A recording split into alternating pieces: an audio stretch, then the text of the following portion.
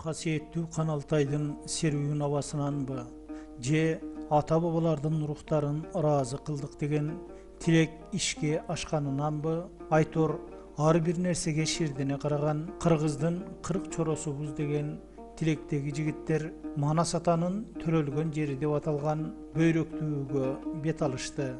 Коштогон Акай мырза да өз тилегинин ишке ашканына жетин албай жер тарыхын Манас атабыздын таржымалын саймедиреп баратты. Маалыматтын кызыкчылыгы үчүн тартым сапаты начардыгына карабай жол маекти сиздерге сунуштайлы дедик, урматтуу көрөрман. Анда сөз өз ирети менен болсун.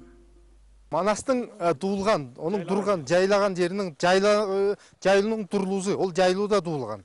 Бу жердің аты Аксас. Бу турганы Манас деген дуу. Мунза Эжеган деген дуу. Аксас деген, ах, ару деген. Ару, агару, буяндуу жер, ах болот.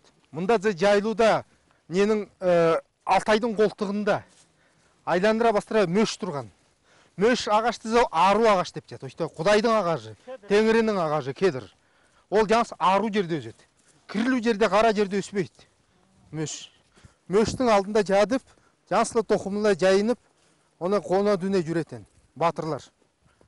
Ого спальный мешок керек жок, ого не керек жок, ол токумла керек болгон. Жо. Токумун жастанып, онда жадып, мөштүн алдында уктайт. Манас батыр мөштүн азыранып жүргөн. Күчүн алынарга ол мөштүн несин кузугун жийтин. Тайга жерлер баштара суулардын баштары бу састардан болуп жатат. Зас турган, бу баштара сууларды мына нетип чогулуп, ол кичинек мындай суучактар болуп, ошто жер Алтайга жайылып жатат.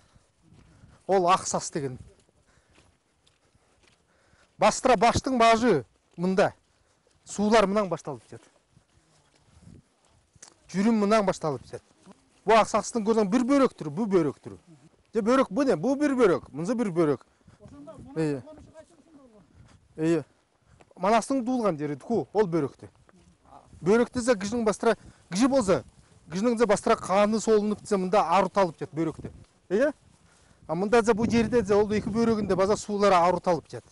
Onun için börüktü de var.